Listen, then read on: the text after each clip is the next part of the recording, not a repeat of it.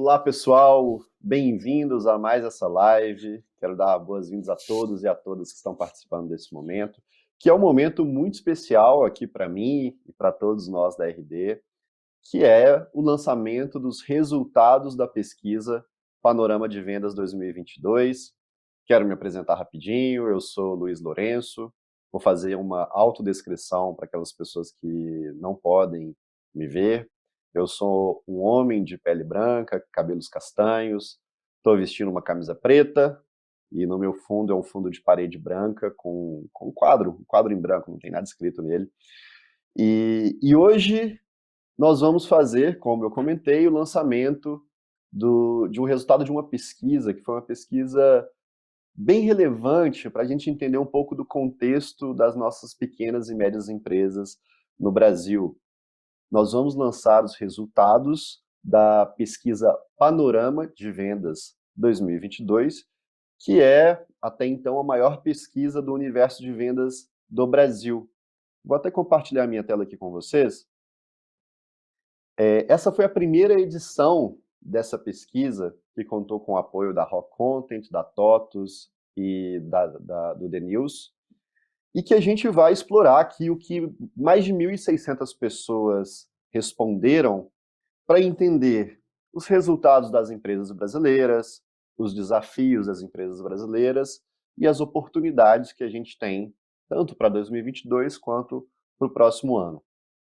É importante relembrar aqui também que, além de termos mais de 1.600 pessoas participando dessa pesquisa, a gente teve empresas de todos os portes, de todos os tamanhos, empresas bem pequenas, empresas bastante grandes, em todos os estados do Brasil, empresas muito maduras em vendas, empresas pouco maduras em vendas, e tudo isso acho que enriquece bastante esse nosso estudo, para ser de fato um estudo imparcial, né? Até então a gente teve diversas pesquisas, a gente tem algumas pesquisas em vendas, mas geralmente são nichadas para algumas empresas com características específicas, e eu acho que o panorama de vendas vai ser bem rico para todo o mercado brasileiro, justamente por ter toda essa diversidade de opiniões, de vivências, de maturidades, de características de empresas. E para me acompanhar nesse papo, eu quero convidar aqui duas pessoas especialistas no assunto, que vivem vendas diariamente há bastante tempo e que vão poder complementar alguns desses resultados. Eu quero trazer aqui para a mesa o Caio e a Érica. Caio, você pode se apresentar aqui rapidinho para a turma? Claro, obrigado. Olá, pessoal, tudo bem? Me chamo Caio, trabalho com vendas há 15 anos, faz um tempinho aí, desses 5 anos dedicados aqui para RD, e hoje eu estou como gerente de vendas do produto CRM, e eu continuo apaixonado por vendas, é um tema que eu gosto bastante aqui de conversar e compartilhar as ideias. Uma autodescrição minha, sou um homem pele parda, com barba, usando uma camisa azul e um fundo branco. Estou falando diretamente aqui do escritório da RD Station em Florianópolis. Boa, valeu, Caio.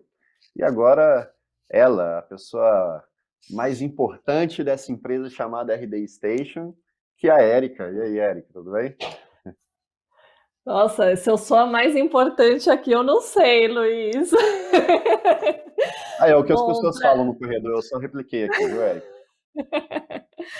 bem, é um prazer estar aqui com vocês hoje. Meu nome é Erika Tornice, eu sou a vice-presidente de Revenue na RD Station, então eu sou responsável pelos times de vendas, de sucesso do cliente, de experiência do cliente.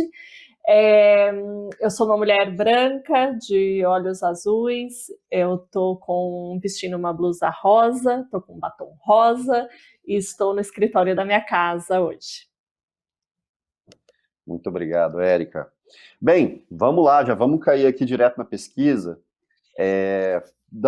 passando uma visão geral do nosso cenário, né, do que as pessoas responderam, talvez os pontos mais relevantes dessa pesquisa, né, que provocaram todos os questionamentos seguintes que a gente vai discutir aqui na próxima 1 hora. Bem, acho que o primeiro ponto que chamou muita atenção no panorama de vendas 2022 foi que 60% das empresas não bateram suas metas em 2021. Eu já queria chamar, talvez aqui, Caio, o que você diz sobre esse número? É um número bastante representativo, né? E não dá para saber muito se é reflexo ainda de pandemia, se é questão do mercado brasileiro. Você consegue dar a sua visão sobre esse número tão representativo? Bom, acho que sendo bem direto aqui, Luiz, eu acho um número ruim, né? Muitas empresas não atingiram os resultados e, na minha visão, time bom é time que bate meta. Então, eu pensaria aqui em investigar o que está acontecendo com essas empresas e eu separaria, pode ser vários fatores, né? Para não bater meta e tal. Não vou me arriscar aqui e falar, não tem uma bala de prata, pode ser alguns bons fatores, mas eu separaria em dois pilares aqui para entender um pouco mais o cenário, né? Geralmente, quando um time de vendas não bate meta, são dois pilares que a gente avalia. Primeiro é volume, então como é que está o ritmo desse time, ligação por dia, atividades relevantes, volume de pipeline, versus a qualidade desse volume. Aí entra pitch, habilidade de negociação e etc. Então, eu acho um resultado ruim, mas existe um caminho, um diagnóstico para a gente aprofundar. Eu olharia um pouco esses dois pontos, assim, para responder, putz, tem como a gente corrigir ou, não sei, seria outro caminho, sabe? Legal, legal. E acho que essa pesquisa, ela começou com esse número, e com o número que eu vou passar a seguir, porque eles são meio que um pouco divergentes, né? Então, 60% das empresas não bateram meta em 2021, só que quando a gente pergunta para essas empresas o que elas esperam para 2022, 67% delas projetam um crescimento de 10 a 50% nesse ano. E aí eu vou chamar a Érica, como essas empresas que não bateram meta em 2021 esperam superar a meta de 2022? Como que você enxerga essa divergência dos números aqui? Muito otimismo, né? Mas eu acho que até voltando um pouquinho na questão dos 60% que não bateram meta, né? Assim como o Caio, também foi um número que me impactou negativamente e faz a gente refletir, poxa, o que aconteceu aqui? E tem tantos fatores que podem impactar esse número, eu acho que tantos ângulos que a gente precisa explorar, né, desde como que é o processo de planejamento dessas empresas e como que elas estabelecem suas metas. Quais são os dados que eles têm do negócio deles e do mercado em que essas empresas atuam e como que eles usam essas informações tanto para determinar as metas como para acompanhar, né, também a performance dos seus times, né, e de quanto em quanto tempo eles revisitam isso. Então, fiquei refletindo bastante sobre isso, né, de como que é o processo de planejamento, de acompanhamento, de execução e de preparação desses times de vendas. E é realmente curioso, né, pensar que essas empresas, eu acho que tem um aspecto até de sobrevivência, né, dos negócios, né, as empresas se forçando aqui a ter sempre uma performance melhor e buscando, né, sua sobrevivência e o crescimento dos seus negócios. Mas continua aqui a curiosidade de qual que é o embasamento que existe por trás dessa definição de metas, né? E se essas empresas realmente têm processos, estruturas e times que estão, né, preparados, estão setados para atingir esses resultados que elas estão buscando. Muito legal, Érica. Eu acho que você já deixa aqui um gancho para eu puxar esse próximo slide sobre maturidade dos times comerciais, porque olha só, compartilhando aqui com quem está assistindo. 84% dos entrevistados disseram que a boa capacidade de negociação e persuasão é a principal competência do profissional de vendas, e 63% concordam que é necessário uma alta motivação e atitude dos vendedores e das vendedoras. E eu queria até puxar um pouquinho do que o Caio falou ali, né, dos dois pilares, e depois eu vou puxar nessa questão de processo e planejamento que a Érica trouxe. Mas, Caio, você falou um pouquinho sobre discurso, pitch, processos e etc. Né? Quando você olha esses números, Você entende que esse é o perfil do profissional de vendas das empresas que mais batem metas hoje no mercado? Eu acredito que essas habilidades de negociação, persuasão são importantes, mas não são suficientes para um top performance ou um time bater meta. Eu vejo que são hard skills aqui, né? E na nossa ótica, hard skill a gente consegue ensinar, a gente consegue treinar e nesse sentido. Eu olharia também, e é muito importante entender as soft skills dessas pessoas, dos times de vendas, dessa galera. E aqui na RD a gente olha para alguns outros fatores para a gente entender se essa pessoa vai ter motivação suficiente ali para desempenhar, executar o processo, ter esse volume necessário, porque eu entendo que o pitch, negociação, a gente consegue treinar. Eu acrescentaria aqui também, Luiz, motivação de carreira, que é a capacidade dessa pessoa planejar o teu desenvolvimento. Quanto que ela quer crescer na sua carreira, na sua vida profissional? Isso ajuda bastante também a gente ter um time aqui engajado, motivado e que busca sempre o crescimento. O segundo ponto que eu olho também para um time de alta performance é a organização. E aqui parece básico, né? Mas é a capacidade dessa pessoa gastar a tua energia no que de fato vai mexer o ponteiro de vendas. Que aí entra volume de ligação, volume de atividades relevantes, então a pessoa sabe se organizar para executar aquilo. O terceiro pilar que eu acrescentaria seria capacidade analítica, que é a capacidade da gente usar os dados que a gente tem ao favor do nosso plano de ação no dia a dia em vendas. E para fechar aqui, seria estabilidade emocional, acho que é super importante para uma vendedora e um vendedor top performance, e para fechar, coachability, que é a habilidade de ouvir, absorver e agir de acordo com o que a gente vai direcionando. Então, unindo essas soft skills com um bom processo, eu vejo que a gente tem um caminho para atingir excelentes resultados aqui em vendas. Legal. Eu concordo muito, Caio. Eu acho que os números eles dizem algumas coisas, né? Então, poxa, se 84% dos entrevistados acham que persuasão é a principal competência do profissional de vendas, mas ainda assim 60% não bate meta, talvez isso já diga, né, que essa característica de persuasão não é suficiente.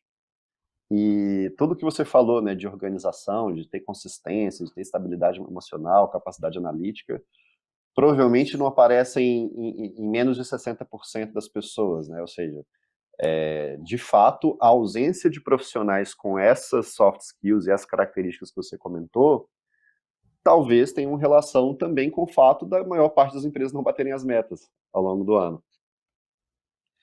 E agora puxando aqui o que a Érica trouxe. A Érica falou bastante sobre a capacidade de planejamento e embasamento na construção das metas. E talvez a ausência dessas informações façam com que as empresas tracem metas que nem sempre fazem sentido.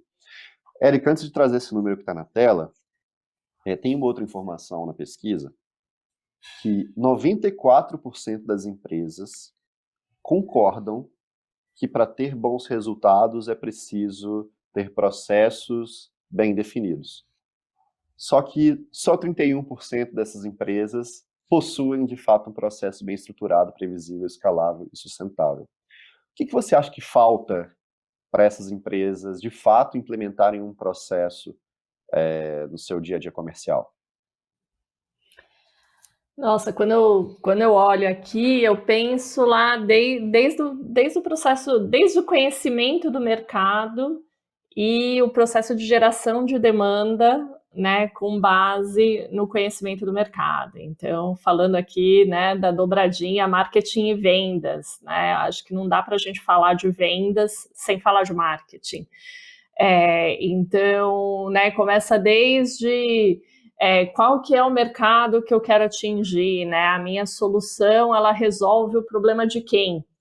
E como o meu time de marketing está chegando nessa audiência, e quais são os canais que estão gerando maior demanda, e entre os que estão gerando maior demanda, quais que estão convertendo melhor, tem diferença em maturidade, né, desse lead, né, desse potencial cliente que está chegando ali no funil de marketing. E daí, uma vez que ele entra no funil de vendas, o que está acontecendo, né, com com essa empresa ou esse indivíduo que tem interesse na minha solução. Então, assim, como que eu estou nutrindo ele? Quanto tempo meu time de vendas tem que falar com ele? Né? Qual que é a velocidade que a gente tem que fazer o primeiro impacto nesse indivíduo para a gente aumentar a nossa propensão à conversão? Né? Quais são os canais que estão convertendo melhor? E daí como eu otimizo todo o meu funil para os canais que trazem, né, a melhor combinação de volume e conversão? Né? Então, tudo que eu estou falando aqui envolve uma capacidade de interpretar, né, os dados desde lá do início do funil, né, desde o nosso processo de marketing, e daí uma vez que né, esses potenciais clientes entram no funil de vendas, o que está acontecendo com eles? Né? E como eu acerto os meus processos de vendas para otimizar a minha capacidade de atingir resultados. Muito legal. Tem até uma outra informação aqui que eu estou pegando da pesquisa aqui agora, que 55% das empresas que demonstraram ter alta performance no seu resultado comercial são aquelas que têm, de fato, os processos mais bem definidos, que provavelmente embarcam tudo isso que você trouxe, né, Érica, né, de mapear tudo que acontece bem antes do vendedor entrar na jogada. Muito legal. E aí, bem, a Érica está sempre deixando um gancho legal aqui para o próximo slide. Vamos falar aqui sobre uma seção da pesquisa sobre gestão de dados em vendas. E começando pelo uso de ferramentas de CRM. 54% das empresas, né, de 1.600 empresas entrevistadas, ainda não utilizam uma ferramenta de CRM. Até dando um pouco de visão aqui, desses 54%, a maioria ainda está usando planilha, 14% utiliza RP e 10% não utiliza nada. Não utiliza nem RP, nem planilha, nem CRM e nenhum tipo de ferramenta de gestão de vendas.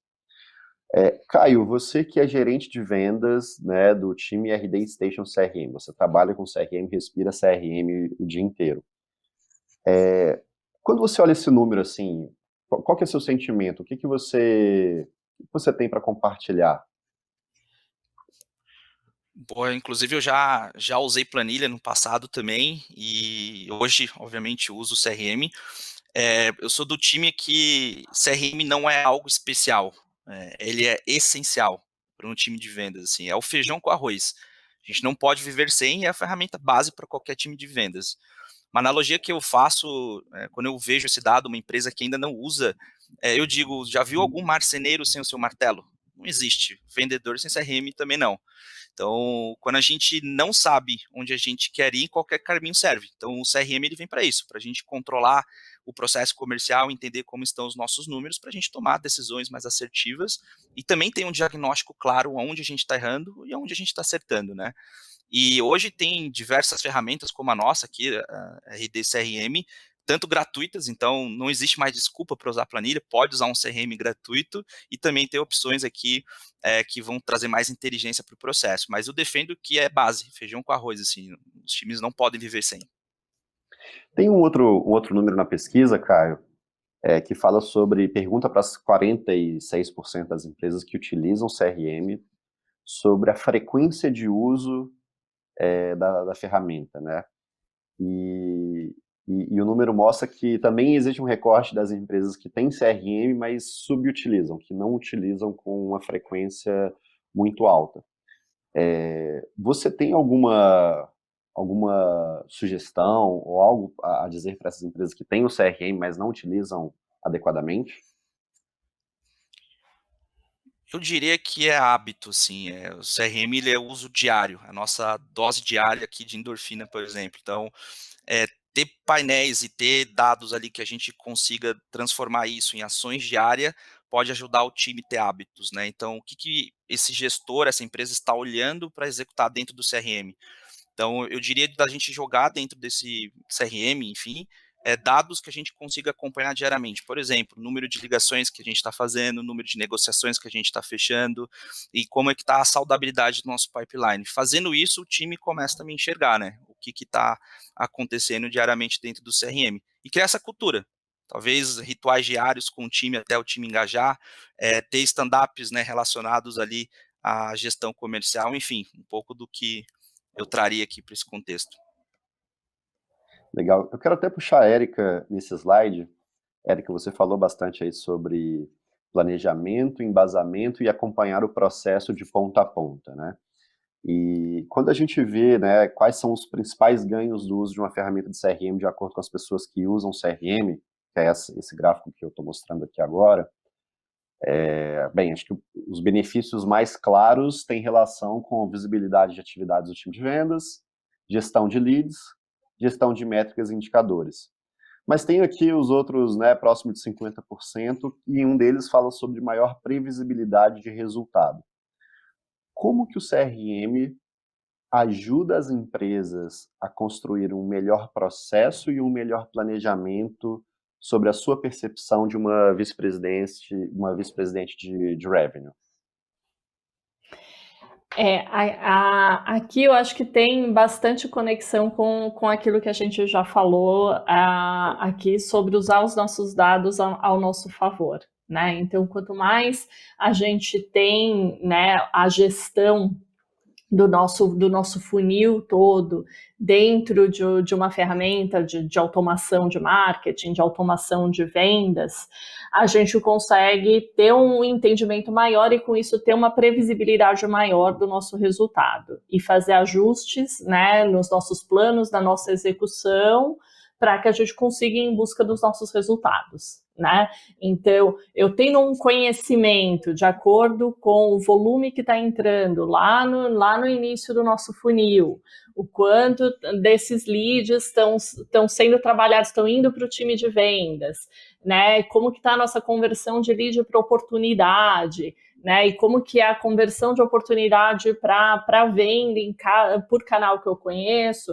E eu tenho a capacidade de acompanhar isso através dos dashboards disponibilizados no CRM, eu consigo ter uma previsibilidade, né, entendendo, né, cada uma dessas conversões do nosso funil, como que vai ficar o nosso resultado no mês, como que vai, né, como que está uma projeção para o quarter, né, e aí principalmente entendendo as diferenças, né, de ciclo de venda de cada negócio, de cada empresa, e também aonde a gente precisa atuar dentro do time, né? Então, o gestor de vendas também consegue ver se tem aspectos de performance individual que estão destoando dentro do time e se tem ali atuações específicas que precisam ser feitas para a gente trazer, né, um equilíbrio de performance dentro do time e otimização para resultados. Muito bom, e eu acho que um ponto super rico de ter você aqui, Érica, como vice-presidente de Revenue, né, é que você tem essa visão sistêmica, você consegue ver de marketing a vendas até a retenção dos clientes das empresas, né, e tem um ponto na pesquisa que a gente fala sobre integração marketing e vendas, que foi uma coisa que você trouxe, né, desde o início aqui da nossa call, falando sobre a importância desse entendimento, dessa relação, dessa conexão entre marketing e vendas. E trazendo aqui a pergunta, né, para você, Érica, como a união entre marketing e vendas pode ser uma virada de jogo dentro das empresas? Acho que você falou um pouco sobre isso, mas eu quero até trazer um outro slide sobre esse tema, né, crescimento previsível. Como que uma empresa consegue buscar o crescimento previsível? Como que o crescimento previsível pode ser uma virada de chave nos resultados de uma empresa? E não sei se você tem algumas dicas ou sugestões de como que marketing e vendas podem andar cada vez mais integrados, mais em sintonia. Legal, acho que eu vou até começar por aí, né? Uhum. Eu acho que assim, o primeiro ponto, né, o ponto fundamental é que não existe meta de marketing separada de meta de vendas, né? O resultado é um só, né? Os dois times, eles têm que trabalhar em sintonia para um objetivo comum, né? Que é impactar o maior número de empresas ou indivíduos, né? Dependendo se o negócio é B2B ou é B2C, atingir o maior número possível de empresas ou indivíduos que vão se beneficiar da solução que a gente se propõe a colocar no mercado. Né? Então, marketing e vendas têm que trabalhar juntos diariamente em busca desse objetivo comum, de gerar maior impacto possível. Né? E esse maior impacto possível é converter vendas, né, dentro do mercado que a gente se propõe a atuar. Então, acho que esse é o primeiro ponto, né? Esse entendimento que não tem eles e nós, só tem nós, né? E daí, a partir daí, estabelecer rituais, né, e usar, né, os dados e as ferramentas a favor desses rituais, né, para que esses rituais tragam valor. Então, quando eu falo de rituais, né, nas diferentes funções, né, ter cadências, né, de encontros, revisões de resultados com base nos mesmos dados. Eu acho que um problema que a gente ouve historicamente também é os times olhando dados diferentes e assim, não, aqui tá tudo bem, tá ruim aí só do teu lado. E no final das contas, não, é tudo uma coisa só e os dados têm que ser os mesmos, as fontes têm que ser as mesmas, e os times têm que construir com a mesma base. Né? E daí eu acho que com isso a gente chega nessa previsibilidade. Essa previsibilidade ela tem bastante conexão também com essa recorrência, né? Com esse ritmo de olhar, né, os dados juntos, entender os processos juntos, ter o mesmo entendimento de onde estão os problemas a serem resolvidos ou as oportunidades a serem interessadas. E como juntos a gente consegue ali trabalhar para atingir os melhores resultados. Legal. E tudo que você traz, Érica, faz bastante sentido e eu estou tentando conectar com as outras informações da pesquisa, né? A maior parte das empresas não tem esse alinhamento entre marketing e vendas. Talvez essa falta de alinhamento entre marketing e vendas justifique ou seja parte do problema da maior parte das empresas não conseguirem bater as metas, né? 60% não bateu as metas de vendas no ano passado, e impacta essa previsibilidade do ano que vem, né? Dos 67% querendo crescer 10% a 50%, talvez numa projeção otimista, justamente por não ter esse embasamento, esse embasamento dos números, dos processos, dos resultados entre os times, que impedem de falar qual que vai ser a conversão, qual que vai ser o resultado em vendas, em propostas, em leads gerados, em oportunidades geradas, em visitantes gerados, e de fato, né, para a gente de fato ter uma boa previsibilidade, é quase que fundamental ter essas duas áreas super alinhadas, super em sintonia com rituais e rotinas recorrentes, né? Legal. Caio, você que é gerente de vendas, quais são os rituais que você possui com o time de marketing hoje aqui na RD?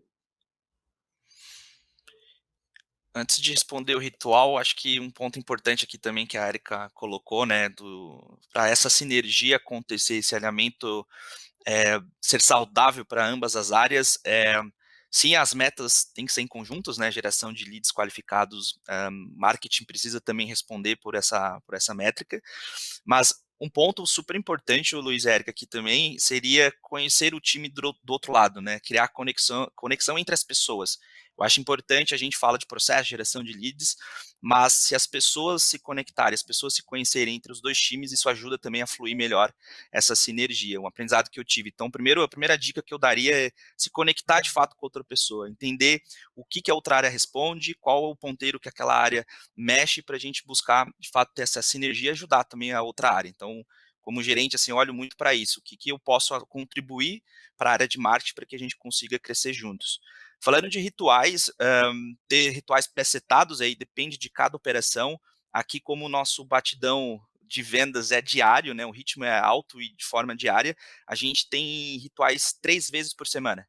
Então a gente traz ali para acompanhar os principais indicadores, quantos leads geramos, como é que está a conversão desses leads, e é batidão, assim, batida semanal. Mas já vi operações rodarem uma vez por semana, uma vez a cada 15 dias, Então depende ali também do ciclo de vendas e também do ritmo de cada operação.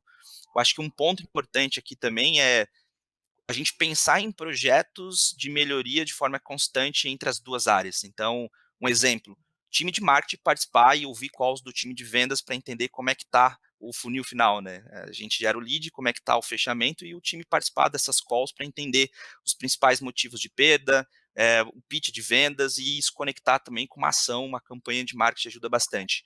E o time de vendas munir o marketing de informação de, por exemplo, quais os principais motivos de perda e quais são os aprendizados que a gente pode passar para o outro time para que a gente consiga melhorar a nossa eficiência como um todo, no funil como um todo. Então, eu traria essas dicas aí para quem quer começar essa sinergia. Muito bom. Bem, dando sequência aqui, a gente pegou a metodologia PIS, que é uma metodologia de gestão de vendas de alta performance e produtividade, e tentamos entrar em cada indicador-chave de cada pilar dessa metodologia. Até dando um pouco mais de contexto para quem não conhece a metodologia PIS, a metodologia PIS, como eu comentei, é uma metodologia focada nas pessoas de gestão de vendas, que basicamente mostra os 5 pilares, né, as 5 coisas mais importantes que uma pessoa de gestão de vendas deve se preocupar para, de fato, ter um time produtivo e eficiente. Esses 5 pilares são processo, empoderamento, abordagem, conversão e evolução. E a gente tentou pegar ali alguns indicadores relacionados a cada uma dessas letrinhas aqui para entender o quanto que essas empresas estão preparadas para cada um desses pilares, para cada uma dessas letrinhas da metodologia PIS. E aí eu queria chamar a Érica e Caio para entrar só em alguns números que chamam um pouco mais de atenção, para a gente não entrar em tudo aqui também, até porque vocês vão ter acesso à pesquisa completa. Mas vamos lá, quando a gente fala de processo talvez tenha sido a palavra que a gente mais falou nesses últimos 30, 40 minutos, né? A ausência de processo dentro das empresas. Vou passar rapidinho pelos números, né? 51% das empresas entrevistadas trabalham com funil de vendas, 44% tem uma definição clara do perfil de cliente ideal que está buscando, 40% faz reuniões periódicas de alinhamento entre marketing e vendas, 39% acompanha o volume de clientes e a conversão em cada etapa do funil, e somente 16% tem um playbook de vendas desenhado e é consultado quando necessário.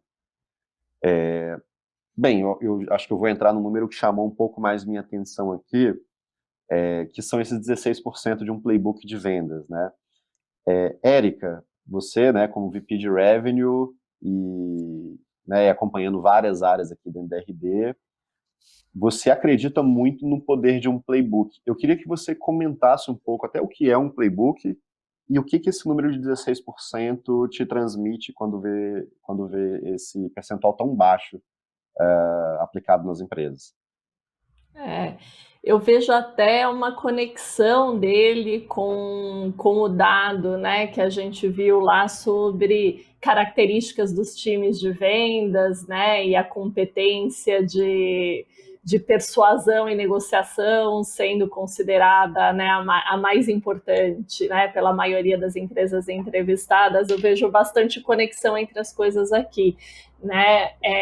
Eu acho que o playbook ele é fundamental, né, se a gente tem como objetivo atingir o que a gente falou bastante aqui, né, do crescimento previsível, né, de ter objetivos ambiciosos como empresa e ter uma estrutura que possibilite, né, a gente chegar nesses objetivos ambiciosos, né? O playbook tem um papel muito importante aqui, né? Então a gente ter métodos, entender como que o time deve atuar em cada etapa, né, daquela função, então seja de marketing, seja de vendas, seja de sucesso do cliente, para atingir os resultados, para otimizar a nossa atuação, né, funcionalmente como empresa, para atingir resultados, né? Então, num playbook de vendas, ele vai ter componentes, né, de cada etapa do funil, como que a gente deve atuar, como que a gente deve usar as nossas ferramentas, como que a gente deve fazer a nossa gestão de pipeline, para otimizar os nossos resultados no final do mês. Legal, Érica. E você falou aqui no final, né, sobre entender o que fazer em cada etapa, o que fazer no pipeline, mas ali, né, o primeiro número, 51% das empresas, né, quase praticamente metade das empresas apenas tem essas etapas bem definidas, tem esse pipeline bem definido. Caio, o que é um funil de vendas e por que também esse número assusta um pouco? Só metade das empresas terem essa estrutura. Sim, o que é um pipeline, na minha visão, tem uma metodologia que é do Sandler, que a primeira vez que eu vi fez muito sentido, assim. Ele faz uma analogia com o submarino, né? O submarino ele só fica submerso se a gente fecha as comportas de acordo com que a água vai emergindo ele. Em vendas eu vejo como a mesma analogia, assim. Se a gente tem, por exemplo, esse submarino, se a gente não fecha a comporta 1, ele vai afundar, ele não fica ali submerso.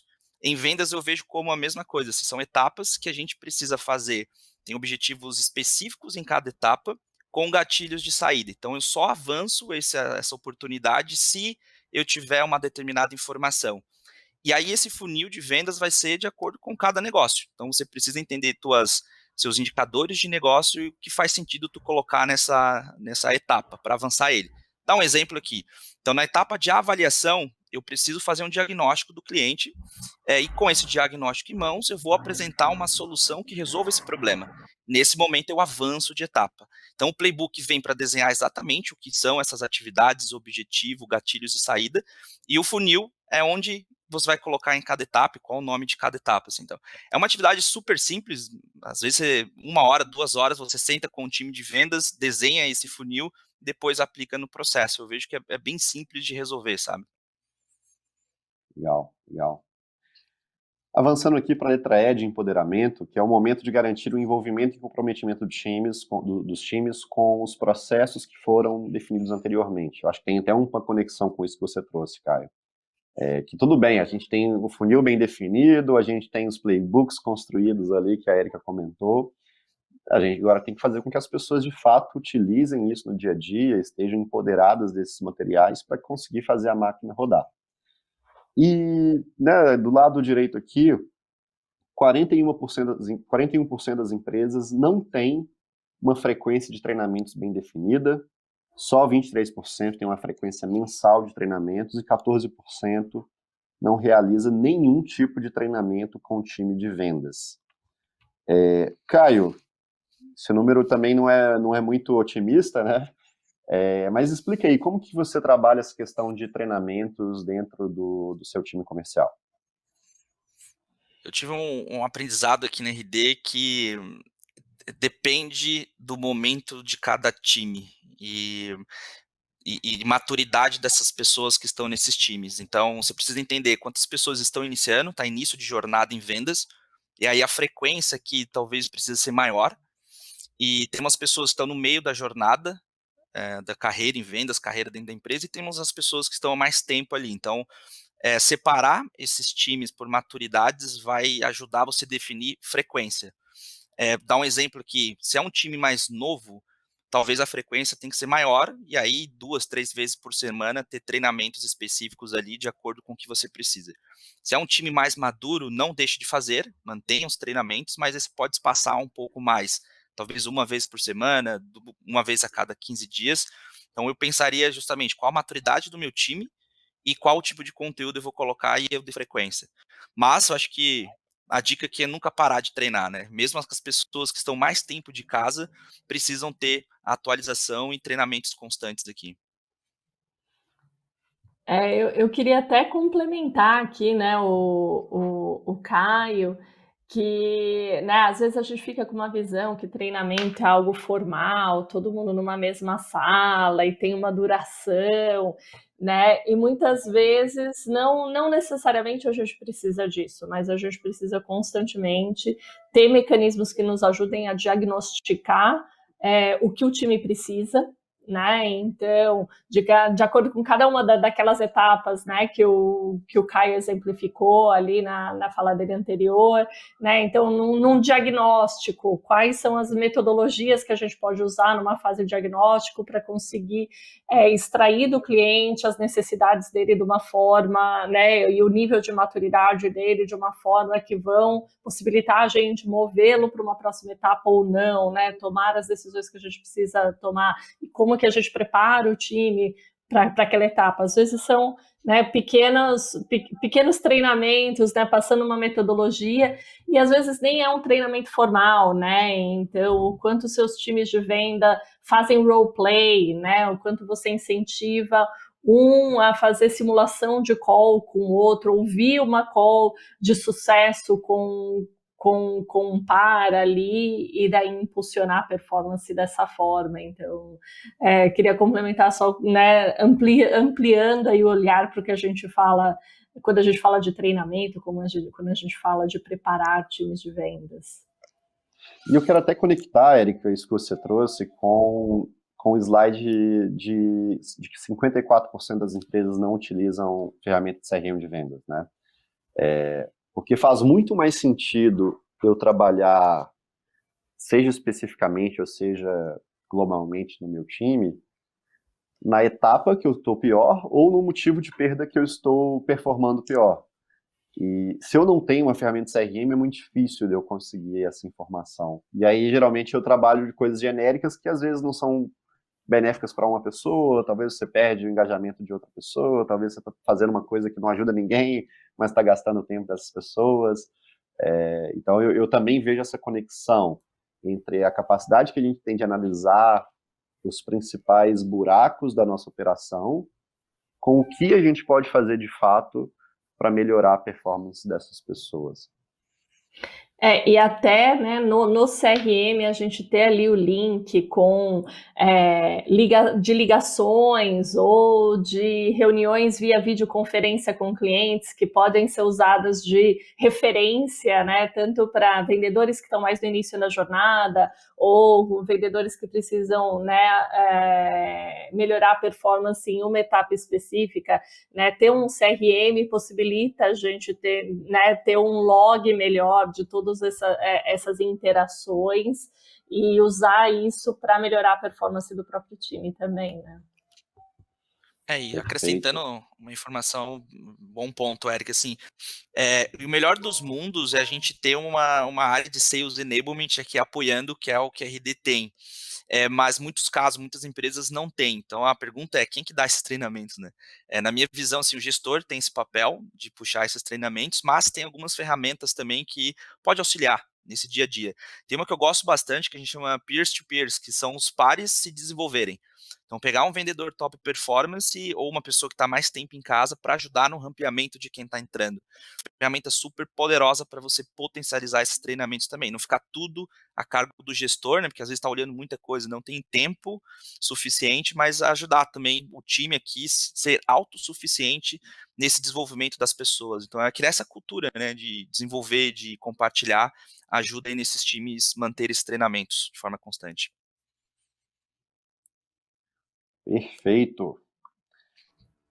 Bem, a letra A da metodologia PIS diz sobre abordagem e o gráfico é bem interessante, que ele mostra um pouco da mudança dos canais que os profissionais de vendas estão utilizando para abordar os seus clientes, né?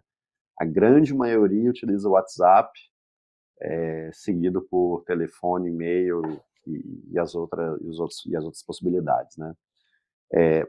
Caio, você está muito próximo da primeira abordagem dos vendedores nos clientes. Você vê alguma característica de cada um desses canais que melhora ou piora a conversão em vendas? O WhatsApp, por exemplo, ali, né? Eu vejo que é de fato uma aliada, é uma ferramenta aliada aqui do time de vendas, e principalmente para a gente fazer duas ações, assim, abrir porta.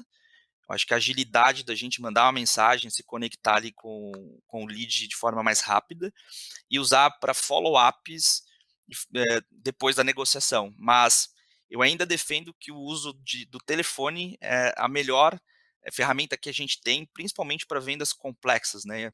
Aqui a gente tem um processo de diagnóstico, que a gente é quase um médico, assim, para a gente diagnosticar o paciente, né? Então, entender onde está a dor, entender o que está doendo, como a gente pode resolver esse problema. Eu acho muito difícil fazer isso via WhatsApp. Então, eu acredito muito que uma união dessas ferramentas pode ser uma forma mais poderosa, né? Então, o WhatsApp mais para conexão ao apps e ainda assim usar o telefone para a gente fazer esse diagnóstico e apresentar até uma solução. Acho que a união dessas duas coisas é um bom cenário. Mais uma vez, depende também do segmento, tá atuando, o tipo de produto que a gente está vendendo. No nosso caso, é SaaS, é uma venda complexa e a gente precisa, de fato, estar em contato com o cliente ali. Aí eu separaria um pouco aqui, entender o funil, né? O que faz mais sentido para Uhum. cada operação. Sim. Érica, queria conectar aqui com tudo que você falou sobre crescimento previsível. Também tem um componente aqui das pessoas serem cada vez mais multicanal, né? Algumas preferirem um contato por um canal, outras preferirem o contato por outro canal. A gente consegue avaliar isso sobre a ótica de marketing e vendas integrados? Eu acredito que sim, né? É importante a gente ter essa conectividade entre os canais e a gente entender, né? Acho que na linha até um pouco do que o Caio falou, de qual que é o canal mais efetivo de acordo com a etapa que a gente está no engajamento com o lead ou com o cliente. Né, eu acho que os conceitos que a gente está falando aqui, eles extrapolam do processo de vendas, né? E eles também se aplicam, né, depois para o seu relacionamento com o cliente, depois que ele já contratou aí sua solução, né? Principalmente quando a gente fala de soluções aí que tem uma relação recorrente com os clientes. Então a gente precisa sim pensar nessa conectividade entre os canais e o uso do canal que traz o melhor resultado, dependendo da etapa e do nível de prontidão do cliente, né? Ou do lead, né? Num processo mais inicial. Então, como o Caio colocou, às vezes, né, para fazer um agendamento, para fazer um primeiro contato, o WhatsApp é efetivo, mas para eu apresentar a minha solução, né, fazer uma demo, né, se eu vou fazer uma demo, eu preciso no mínimo de uma videoconferência, né, eu preciso de um canal que tenha um aspecto visual também. Numa etapa de diagnóstico, às vezes eu consigo fazer isso pelo telefone, né? E daí ali vou através de perguntas, né? Explorando com o cliente, vou construindo ali as informações que eu preciso coletar, né? E tudo isso a gente vai armazenando para construir aí uma base de dados, uma inteligência que vai nos ajudar a tomar decisões como negócio para frente, cada vez mais otimizar a forma como a gente constrói essa relação com os nossos leads e com os nossos clientes. Né, estando no canal de preferência deles, mas ao mesmo tempo o canal que seja mais efetivo para aquela etapa de engajamento que a gente está. Perfeito. Bem, a letra C da metodologia PIS fala sobre conversão, diz bastante sobre previsibilidade e tempo de ciclo de vendas, taxas de conversão ao longo do funil. E, Caio, eu queria trazer esse primeiro número ali com você, né? 28% das empresas não sabem ou não medem a sua taxa de conversão. E conhecendo aqui sua rotina, né, sua semana, esse número eu acho que é bem diferente do que você espera e do que você faz. Você faz uma batida de acompanhamento de conversão toda semana, pelo menos, né? Sim, é a mesma coisa que eu estivesse dirigindo um carro numa tempestade sem o para-brisa, assim, né? Eu não consigo enxergar nada na minha frente. Se elas não sabem o que medir, qualquer caminho serve. Mais uma vez, estou reforçando esse ponto. Então, eu vejo que a taxa de conversão ela é boa para duas frentes aqui principais. Uma, dar previsibilidade. Então, se eu controlar as minhas taxas de conversão de uma etapa para outra, eu consigo ser previsível e também dizer quanto que eu vou entregar de forecast, de previsão de vendas baseado em conversão. Então, esse é um ponto que nos ajuda aqui bastante. E o segundo é o que a gente falou agora sobre treinamentos. Né? Se eu entendo que, por exemplo, não estou batendo meta, se eu olho as minhas taxas de conversão, eu consigo identificar qual etapa eu estou deixando de aproveitar os meus leads.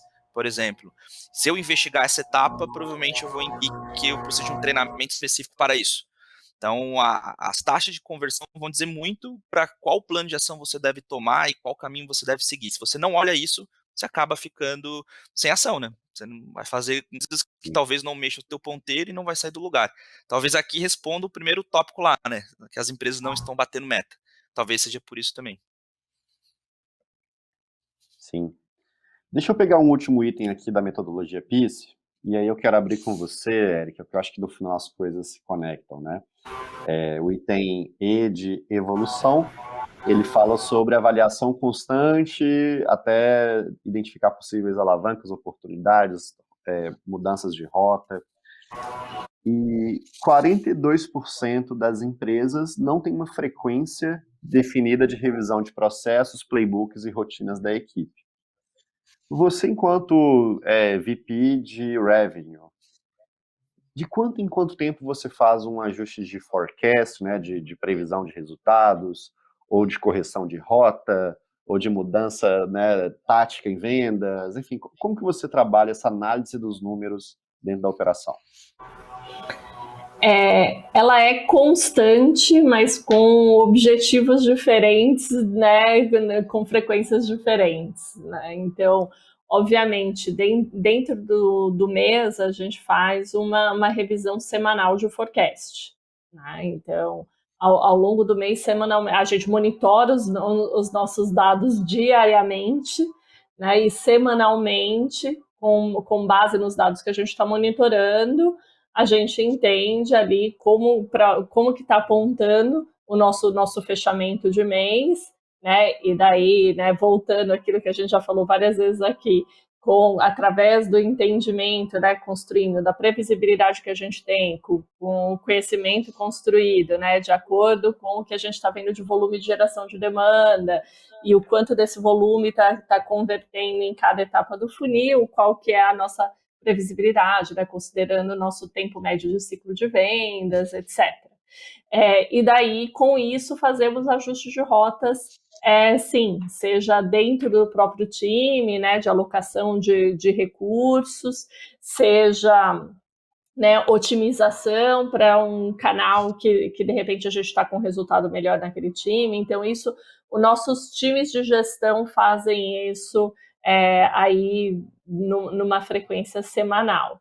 Aí a gente tem o olhar, né, para o resultado trimestral, então, dentro do objetivo que a gente tem para o trimestre, se tem oscilações, o que a gente pode fazer com base no que a gente conhece do nosso negócio, das alavancas que a gente entende que a gente tem de curto prazo, né, olhando o trimestre, é uma visão de curto prazo ainda.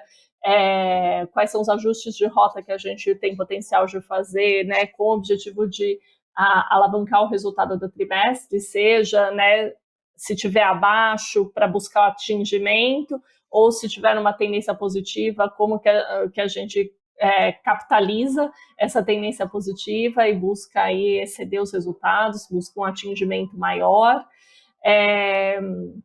E daí tem os ciclos de planejamento, né, que em geral a gente faz uma revisão, né, mais estruturada dessas revisões trimestrais, a gente faz um fechamento de semestre, que acaba também culminando ali com o início de processo de planejamento para o próximo ciclo, né, para o próximo ano.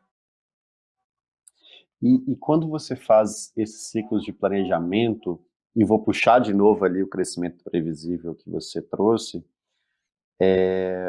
esse ciclo de análise e planejamento, ele também diz quantos vendedores você tem que contratar no ciclo a seguir, né, no próximo ano, para que você não tenha nem vendedor demais a ponto desses vendedores ficarem à toa e encarecerem a sua operação, e também para você não ter vendedores de menos que vão estar, né, com 1 milhão de oportunidades para trabalhar ali, fechando uma pequena parcela deles, deixando um monte de cliente insatisfeito. Como que você calibra quantos vendedores você vai contratar no ano que vem, por exemplo? Boa, realmente, Luiz, esse é um processo fundamental, esse processo de ajuste de capacity, que tem que acontecer ao longo do ano, ele acontece nesses ciclos, né, mensais e trimestrais.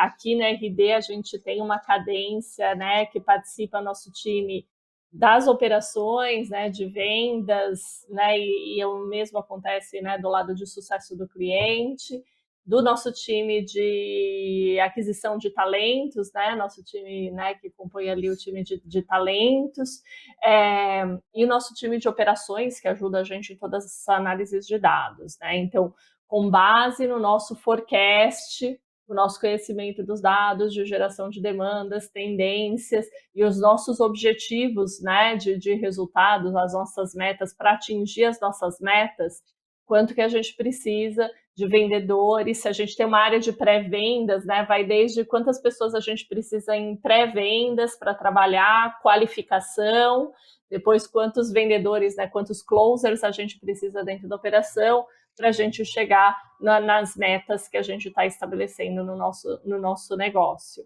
Então, a gente faz essa avaliação tanto dentro do ciclo, né, que é muito mais uma calibração de acordo com o que a gente fez na etapa de planejamento para o ano. E é muito legal trazer isso, porque também, né, lá no início dessa nossa apresentação aqui, você falou sobre a gente ter embasamento para a gente melhorar o nosso planejamento e como que isso vai refletir na meta. Você falou bastante sobre esse funil de marketing e vendas integrado. E pelo que você trouxe agora, basicamente, isso fica ainda mais forte, né? Porque a leitura que é possível de ser feita é que vamos colocar, a cada R$ 1.000 que você coloca em marketing, que vai te gerar uma determinada demanda, você começa a detalhar essas conversões, né, que o Caio falou um pouquinho, até chegar o momento que você falar, poxa, eu preciso contratar um vendedor, ou preciso contratar um pré-vendedor, ou preciso fazer alguma coisa aqui diferente. É muito legal ver essa sinergia entre marketing e vendas também no planejamento de contratações. Bem, pessoal, está chegando o nosso tempo. Eu quero compartilhar com quem está assistindo o QR Code para acessar os resultados da pesquisa Panorama de Vendas 2022, ou podem acessar diretamente panoramadevendas.com.br. Na pesquisa, a gente tem benchmarkings de diversos segmentos de mercado. Então, se você é da indústria, se você presta serviços, se você é de tecnologia, enfim, tem diversos segmentos ali para que vocês consigam comparar o que está acontecendo na sua empresa com o que está acontecendo no mercado, nas empresas do seu segmento, da sua indústria. Para encerrar, eu queria, Caio e Érica, que vocês compartilhassem assim, qual que é a conclusão de vocês após ver essa pesquisa? Qual que é o sentimento que fica depois de a gente passar por todos esses números? Podemos começar com você, Caio. Bom, primeiro que a gente precisa voltar a bater metas, né? Os times precisam ter esse mindset que time bom é time que bate meta e reforçar o uso de ferramentas a favor do time de vendas, né? Eu vi que muita empresa ainda usa formas informais como Excel para controlar o processo, sendo que a gente tem opções hoje gratuitas de CRM, por exemplo, a RD Station CRM, que já pode startar e iniciar. O ponto de frequência de rituais, vi que ainda não está definido e é algo super simples de resolver. Pegar cada área e setar rituais ali que de fato vão conseguir alcançar um objetivo em comum e reforçar o ponto que treinamento é importante, né? Acho que aqui muitas empresas ainda não têm essa cultura de treinar o teu time. Isso é super importante, a gente continuar desenvolvendo o nosso time de vendas. Muitas vezes a gente olha, vendedor e vendedora, só vender, tá tudo certo. Não, a gente precisa se preocupar, são pessoas do outro lado, e a gente precisa desenvolver essas pessoas com treinamento, com capacitação e também com bons desenvolvimentos ali em one-on-one com seus gestores. Então, acho que ficou um pouco desse contexto aqui para mim.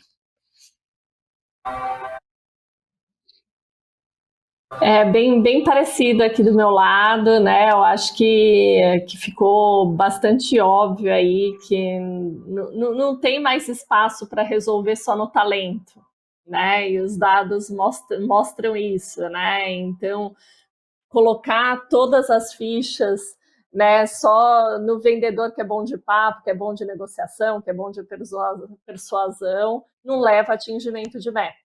Né? 60% das empresas não atingiram meta.